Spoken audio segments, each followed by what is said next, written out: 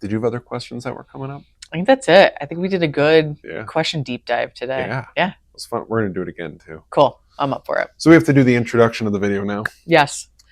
I'm not sure what to say for the introduction.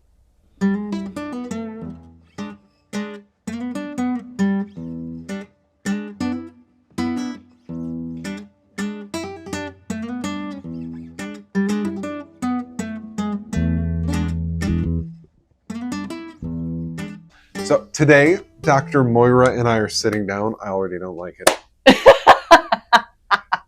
Hello, everybody.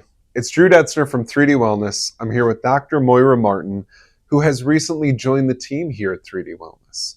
So we are no longer just a nutrition clinic that supports clients with food and supplement and lifestyle things. We also have a licensed chiropractor on staff now also. So she's making sure that everybody's getting adjusted and aligned the right way. Her office is right here off of our classroom, where we do our trainings and our live streams on Wednesday evenings. And what happens when you and I are here at the same time, I gradually drift over to her doorway, or she gradually drifts over to my doorway. And I go, I had this idea and I just wanted to run it by somebody else. And we would keep having these conversations about patients, protocols, whatever. And finally, it dawned on us like, wow, this would be good content for people to hear. Yes. So what we want to do inside of this series of videos, because we've been filming for about an hour, and I know this is the intro to the video, but we're filming the intro at the end of this. We've been filming for an hour. We're going to chop this up into a couple of different videos so you can get to know us better. A lot of my clients don't know you very well. They may have seen you on the live stream from, was that November? I think it was a while back, yeah. And then the roundtable in January. Mm-hmm. There's still a lot more to learn about you. Yes. And then you have patients who don't really know me. Right. They know you're here now, but they don't know, like, so what is 3D Wellness? Yes. So the goal of this and all of these videos that we're going to chop up and put out for you is so you can get to know both of us better. And I'm hoping that it stimulates some degree of thought for you about the type of care that you're currently receiving. I'm sure a lot of people who will see these videos are already seeing a chiropractor. Sure. Maybe seeing a nutritionist or a related discipline of dietitian. So we want to make sure that you understand our style. And also for people who are already interested in coming in to see us, we want to make sure that you're getting to know us before you actually walk in here. And one thing to add, both of us offer free consults. So take us up on it. Yeah. That's like the easiest way to dip your toe in, see if we're a good fit, ask some pointed questions that we maybe don't go over. Yeah. That's the easiest way to get started. Yeah, I love that. All right, so yesterday when you and I got together, one of the things we were talking about is how does a person even start with us? Yes. So could you recount, like, what are the things you commonly hear? Somebody calls you for the first time, I'm looking for a chiropractor. What's the kind of stuff that you're hearing from them? Yes. So the easiest way to start is to book a free consult. There's nothing that is, you're not signing up for anything. We're just having an easy conversation. So the first time you're meeting, it's free. Exactly right. Same thing. Yes. Okay, cool. So I think that's the best way to start. I can answer any questions. We can kind of dive into what your issue or your problem is that you're dealing with, and you want to know if I can help you out or not. Yeah. So I think that's the easiest way. Yeah. For me, it's making sure there's a good fit. Yes. Because one size doesn't fit all. Yep. There are a bunch of nutritionists in the world. There are a lot of chiropractors in the world. Are they looking for something I actually provide? And doing it for free takes so much pressure off that whole interaction. Exactly. They can just tell us what's going on. Yes. And then we can go, oh, this sounds like something I do. Exactly right. And if it's something that is not in our wheelhouse, that's fine too. Like we both have pretty good vetted like referral networks. Oh, okay. I think you're going to be a better fit with, so-and-so down the road here in this specialty. So, and it's like, no big deal. Yeah. I'm glad I got to meet you. Right. But you need so-and-so. Yep. And if that's something that I can help get you to where you don't have to do a whole nother vetting I'm happy to, that's part of what I want to help you out with too. So, yeah. And is there a time that you've had, so you meet this person, you've determined that it's right for them, that you're the right fit. And then they say, at some point in the program, you determine, oh, you know what? You actually need this style that I don't do. Do you send them out for 3 months and say, come back after you work with so and so? It kind of depends on what it depends on what that referral would be. I Okay. would say for most of them, I will say, I think we need to bring someone else into the team. I'm seeing something that's not in my wheelhouse, but you Gotcha. need to get to reach the goals that you're looking for, to get better, Yeah. to improve. I think we need to like look into this area over here. Yeah. So it kind of depends on what that is. If that's, hey, we probably need to get an MRI on this. Yeah. They can do that while they're in care still. Yeah. If it's someone like, hey, I think we need to bring some nutrition keys into this. I think we need to look at supplementation, diet, lifestyle changes. Gotcha. That all works wonderfully well in combination with. Yeah. If it's something where, okay, I think you actually might be like a candidate for surgery on this. Okay, go have the surgery, do the prehab and the rehab. I'm here to support you. Yeah. Maybe not in that. Say if they need a knee replacement. Okay, I'm probably not going to be working on your knee during that time. Yeah. But kind of one of the cool things is I don't just work on one area of the body. So Right. if they're getting sore or irritated from hobbling around on crutches or during that rehab process and their upper back starts giving them trouble, awesome. I can help you out with that. Yeah. So typically we can work in combination with those other team members that we bring in from referrals out, but it's Cool. case dependent. Yeah. You're reminding me of a client of mine named Jake. And when he came to me, we did his hair analysis. We found extraordinary levels of aluminum in his tissues. It's the highest aluminum I had ever seen. So to give a comparison, 0.1 on a hair analysis for an aluminum level, a tenth, Yes. 1/10 is the acceptable level. Before I met Jake, the highest I had ever seen on a hair analysis was from a horse, and it was at 10. So that's like way above 1/10 to be at 10. Yes. And the horse weighs 900 pounds. Yeah. Jake didn't weigh 900 pounds. He doesn't now either. But his aluminum was 16. And I explained that to him. He goes, well, yeah, I work with aluminum at my job. I said, gotcha. It's in your system, buddy. We did a lot to get the aluminum out. And the next thing that happened was he got a new symptom. We started to test him, but one of the things that came up was I said, I'd like you to be under the care of a chiropractor because I'm finding that part of your problem is that your neck is misaligned and it's contributing to that symptom you have. He was having trouble swallowing and he was getting really low headaches. Oh, sure. And I was like, that sounds like something that if everything's in alignment through here, you're not going to be dealing with. Yeah. So he was able to start that while still receiving support from me. Yep. I'm thinking of clients who start with a personal trainer because they have a certain fitness goal. Yes. They want to eat right and supplement right, but then they're adding in, and I'm going to go to the gym and get some guidance. Yep. And I think the nice thing too with practitioners that have that referral network, and it's not just go see a blank, it's no, go see these 2 or 3 options that have been vetted and are trusted and all that kind of stuff, is we have relationships with them. Yeah. So you like, in your client case there, hey, chiropractor that I recommend, Jake's got this and this going on. I recommend, this, I'm already working on nutrition, supplementation, that kind of stuff. Or with that personal trainer, example as well. Hey, I'm seeing this and that, the other thing. And then I can be like, okay, maybe stay away from or modify down such and such exercise for this person until we get them built up and do some rehab in here and get them moving and feeling better. So working together with those referrals, sending out, is just great patient care. Yeah. And it's also fun for us to do because that's the reason why we're in it. Yeah. We watch people heal. Yes. So now I'm thinking of a post you just made the other day that you were talking about mobility. And it wasn't just stretching. Yeah. It was also engaging the fibers, like the muscle tissue, strengthening. Yep. So what you just said about, go see this personal trainer that I know is good at what they do. I'm going to contact them because I have a relationship with them. And let them know that you're strengthening your rear deltoids, your trapezius, your whatever the tissue is. And I'm going to let them tailor a program for you. But I've expressed, here's what's going on. Exactly. Here's where you could be most beneficial for this client. This just happened with that circumstance with a patient a little while ago. So she was suffering from low back pain, got her to like 95% better. Right on. Her sport is rock climbing. So when she would get to the upper level, like really pushing herself on routes, that's when it would come back. It was really mild. It wouldn't last long, but it was still there. And she's like, I just want it done and gone with. Yeah. So how awesome to be able to get her that much better in a pretty short amount of time, but like she wasn't all the way better. So I'm like, I think we need to bring somebody else in. Yeah. So did exactly that. Hey, I have this trainer that I trust. I know they do good work. They've been vetted. Like, go check them out.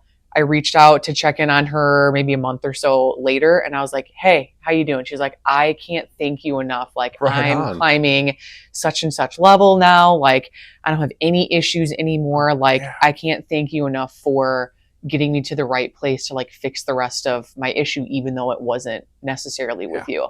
Awesome. Right. Patient care, you're better. Huge. Like, everybody so wins. Happy to hear that. Yes, everybody wins. And it's a fantasy to say that I have everything that every client needs. There's nobody. It's not can grounded do that. in reality. Right. The best guru out there that there's no way. You can't help everybody with everything. Yes. Yeah, there's nothing. Yep. No. So a person starts with us, they come in, they call to get that free consult. We just take a case history first. We're just trying to understand them better. Mm-hmm. As we move through a program, you and I throw around the term maintenance a lot of the time. Yes. I have a write-up that I use with people to explain what maintenance means. So I want to give you my definition. Yeah. And then see if that jives with what you call it, but then also just like expound upon what maintenance means. Love it. So when I'm working with somebody, they come in and I see them more frequently at the start of a program because I know they have stuff going on. They have a ton to learn. We have analyses to do, whether it's the hair analysis or the omega-3 test or the digestive biome test.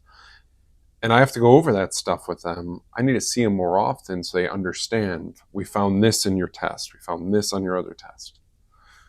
But then eventually they get better. They don't have to come in as often. And what I express to people is, you've made this huge investment in your wellness. The time, the money, the effort. Let's maintain that. I give stories of people who, 5 visits, 10 visits. Drew, you fixed me. That's what they say. I'm like, great. I'm just going to see you once every 12 or 13 weeks, so quarterly, to maintain that. They go, no, I'm fixed. I don't need that. Sure enough, within 6 to 12 months, they're calling me, it's all bad again. Oh. And you're like, okay, come in. I'll patch you up. But this time we have to do maintenance. So maintenance for me is this thing. It's ongoing. Because these human bodies are complex, we have to do things once we gain ground to hold that ground. Exactly. Okay. Yep. So that's really similar, very, very similar to what care looks like for patients that I'm seeing as well. So we start with either a free consult, leads into a new patient visit, or someone just books a new patient with me. Yeah. So we go through all that examination. It's a little different with looking at the musculoskeletal system. So different exams, but along that same line, we have to do some testing on them to get to the source of what the issue is. Yeah. And we're usually digging people out of a hole a little bit because they've had this problem that has either been going on for a long period of time and they're finally at their wit's end and they're like, I'm over it. I want some relief. I need help now. Yeah. Okay. Or they're just experiencing a symptom that's been lasting a week or two or a few days, but that didn't start just a week or two or a few days ago. Like that's also something that very likely has been building up over time. And then now they're just starting to feel the uncomfortable with it. Right. So and it's the same thing, like with what you're saying, you need to see people a little bit more frequently at the start. Yeah. That's exactly what care looks like for me too. Okay. We need to kind of dig ourselves out of the hole a little bit that we're in, that is built up, and then get some relief, put the fire out. Yeah. And then we need to work on kind of reorganizing the system, making some changes there so that we can kind of dig ourselves even deeper out of the hole a little bit. Yeah. So you're feeling pretty good at that point, but then we're changing how you function, how you move, how you all that kind of stuff. And then it gets to the point where their issue is solved or it's 90% better. And they're like, hey, I'm done. I'm good to go. I'm feeling great. My goals are met. Yeah. Awesome. You can call me next time you need something. but I'd highly recommend you go down the maintenance route. Yeah. And that looks different for each patient, but I would say in general, that's usually like once or twice a month for people to come get work done. And exactly the same thing that you're describing too with yours. Like, you're going to survive. This isn't urgent care to live, but you're going to feel and move and function so much better if you have someone working on maintaining that level that we just got to. And it's I have that exact same experience with patients. Nope, I'm good. I'll just call you next time you need something. So either something new pops up or the exact same thing comes back in that time frame that I told them. So it's never a hard sell. It's never a forcing. It doesn't sound like yours is either by any means.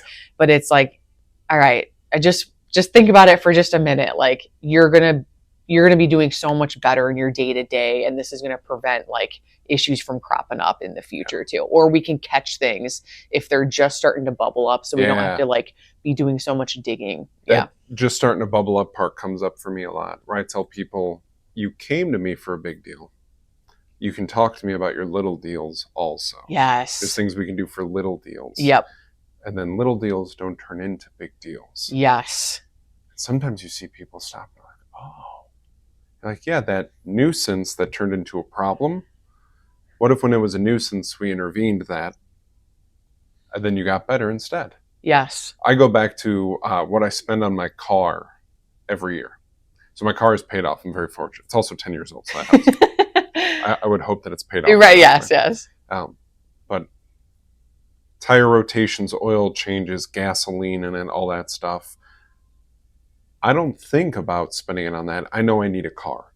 I have a family. I have a profession. I have a social life. I need a vehicle. So I don't think twice about making sure that the car is maintained.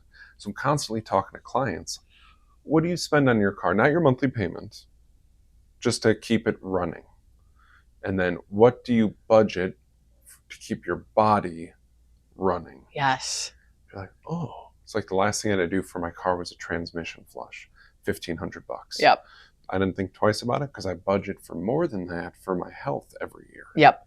I was like, my car is less complex and less important than my body. Yes. And I'm trying to impart that into the client, into the patient.